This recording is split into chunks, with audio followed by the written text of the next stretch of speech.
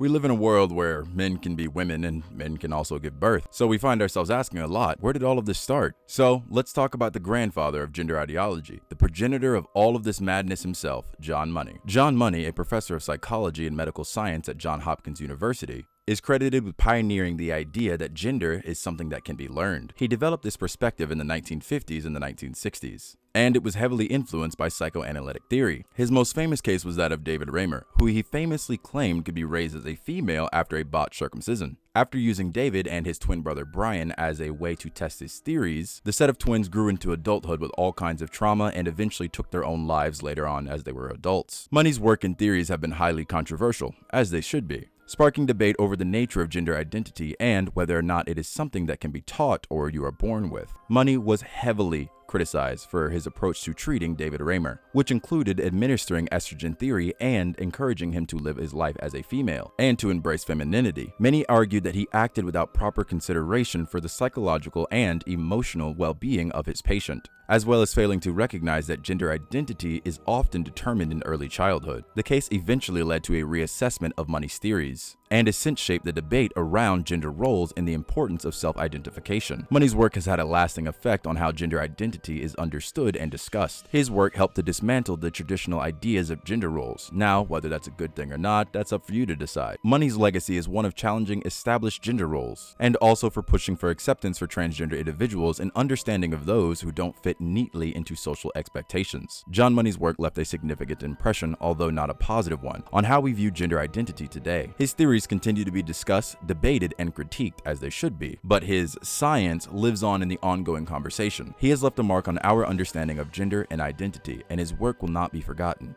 even if it should be.